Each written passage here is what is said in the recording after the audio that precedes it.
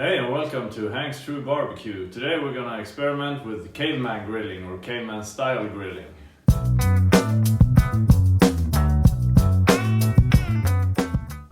Now, I decided to cook some lamb because, back in ancient times, lamb was often used for sacrifice, and what better cut of meat than to use some lamb and throw that right into the fire. Kind of a blink towards ancient history. Anyhow, I think it's a fun way of cook. It's a slightly different way of cooking, but it works really well. I'll take you through it. We'll explain what you need to think about, but overall it's not that complicated. It's mostly about fuel and fuel choices. But before we get the grill fired up, we're gonna prep this one. This is some lamb backstrap, which I think is really good. It's super tender. It's quite thin, as you can see, so it's gonna cook quickly. But it's with great flavor. Just gonna apply salt and black pepper on this one because I really like it that way. That way you taste the raw lamb meat flavor, which is really good. So let's get started prepping and then we'll get to the grill.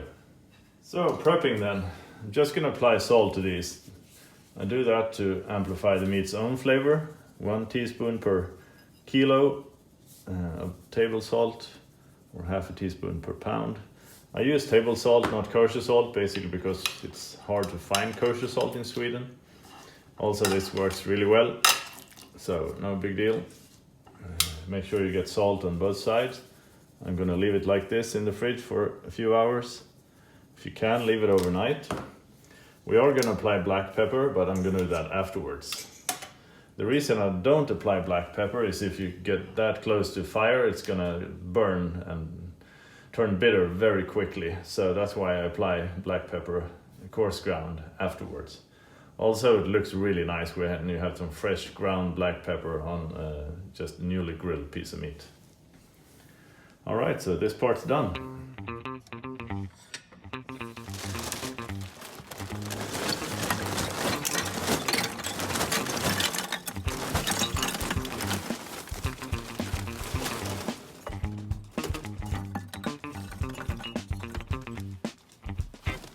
When firing this up for low and slow, I always just light a match in one place and then let the fire spread slowly so it lasts for many hours. In this case, we want to get the fire started in several places at once. So I'm going to drop in a few matches in here.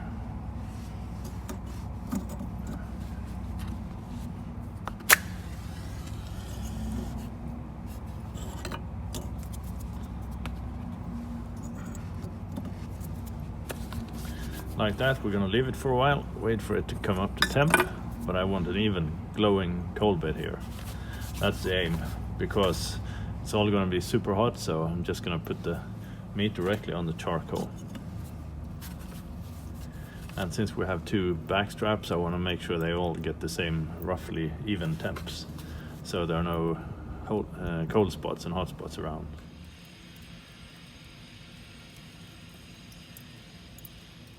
Alright, so we have nice glowing embers, good fire, good heat. I can still move the meat to the side if I want to just temp just a little bit, but that's minor, I would say, so it's time to drop these in. Now, what if you had thicker cuts of meat, you may ask? Well, in that case I would put the grates on and put them up here on slightly less direct heat for a while to heat them up and then drop them back in. But again, when we place them on here, do it gently. It's food, so treat it with respect, but place it like that. It's gonna be good. And we're gonna leave it for a while, let it cook, and we're gonna flip it like we usually do. Keep iterating until we get some nice cooked lamb. Now again, this is a thin cut, so it's not gonna take that long. But we'll just stay here, monitor the fire, and check the meat. And there's nice sound from the sparkles from the fire. The meat juice is dripping into the fire, really nice. Now I could close the lid for more of an oven effect. I probably would if I had a thicker cut of meat, but we'll see. These are thin, like I said, so it shouldn't take too long, but I think it's time to do the first flip. Now, as you can see, not very much ash or residue at all on the meat. Well, perhaps this one, we'll see. See, looking good. And now, since I am using thin cuts, it's going to be relatively quick, but nice way of cooking. All right, I'm going to flip it again.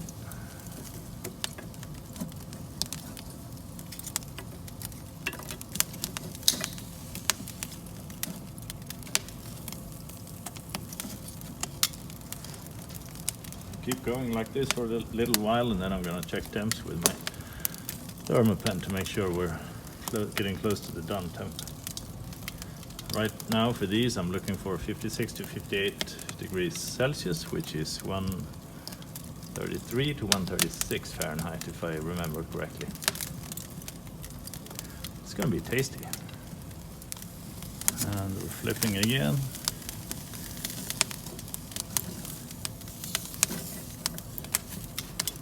And we're going to check temps.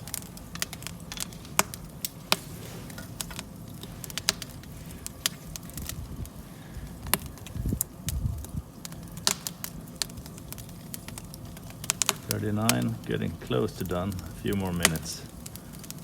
Now to avoid these getting too much char, I'm going to move them out to the side.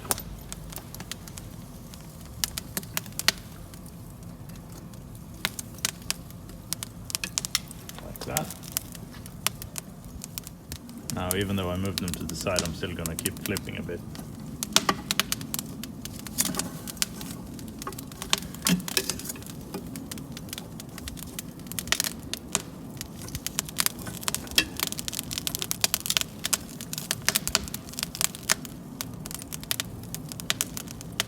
I think we're getting close to done. This is a quick cook, like less than 10 minutes.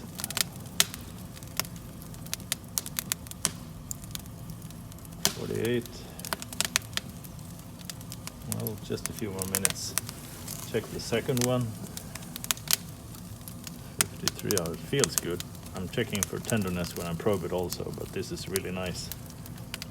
I'm gonna leave that to the side. Few more minutes for this one, then I think we're gonna bring them in, slice them up and taste it. All right, I'm calling it. I'm bringing the lamb backstrap in, looking really good, fantastic. Plenty of charcoal to go for the next cook also. All right, so I brought it in, moved it over to a different tray. I think these turned out really good. We're gonna slice them and taste them, of course. I'm really anxious to see how these turned out. I'm gonna add some black pepper also, but as you can see, it turned out real good. Easy cook, 10 minutes. I mean, that's nothing. Of course, you have bigger cuts, you're gonna have to cook them on indirect heat first, and then drop them into the fire. But a really nice char or sear. I think this looks fantastic. Classic grilled meat. So let's dig in. Okay, here they are. Now I've left them for 5 minutes at least, but they hold temp pretty well, I would say. You can check with the thermometer if you want to, but there's no rush in digging in. Right, forgot about the black pepper. I'm gonna add some because I think it's really good for flavor.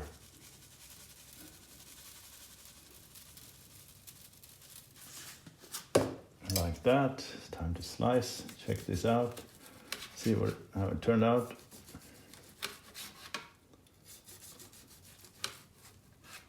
Oh, that's looking good. That's looking real good. Nice and juicy. I'm gonna have a taste. Superb, really good. Classic grilled meat. Not smoked, just grilled. Super tasty. You should really give this a try at home. The good thing about grilling with fire like we do today is that the brand of grill doesn't matter. As long as you have something to put the charcoal or the wood in, you're golden. Alright, so that was Caveman grilling some lamb backstrap. Really tasty, great flavor and quick cook, of course. Now there's a ton of stuff you can cook Caveman style, specifically vegetables. They turn out exceptionally well when you cook them on the charcoal bed. Specifically larger veggies like different kinds of kale, cabbage, etc. Carrots, sweet potatoes, you can bake onions in there. It's really good. Like some of them you can wrap in foil and leave them like in a foil package on the grill for 1 hour. So I think that turns out fantastic. So don't forget about the veggies, folks. Now, a nice way of cooking, again, like I said before, if you have bigger cuts of meat, cook them on indirect heat first and then drop them into the fire. Now, key success factors using good charcoal, or if you're using real firewood, use hardwood, that's really good. I think the one thing I wouldn't use is oak. I mean, I'm a big fan of oak, I always use it for my smoker, but oak has a tendency to turn from burning logs to ash directly without kind of bypassing the charcoal stage, so it becomes too much of a powder that sticks to the meat when the ashes. So anyhow, there's plenty of them, other woods you can use, hickory or beech wood, etc. Birch wood works really well too. I'm not fond of the smoke flavor from birch, but using it for direct grilling, just the heat part, that works really well. So do give it a try. The type of grill doesn't matter. If you have a kettle grill or a Kamado like this one or a different one, just start playing with fire and playing with cooking food in the fire. I really like that. And as a side bonus, you don't have to clean the grates. I mean, what's not to like? Anyhow, thank you very much for watching. Hit that subscribe button if you like what you're seeing, and I'll see you in the next episode.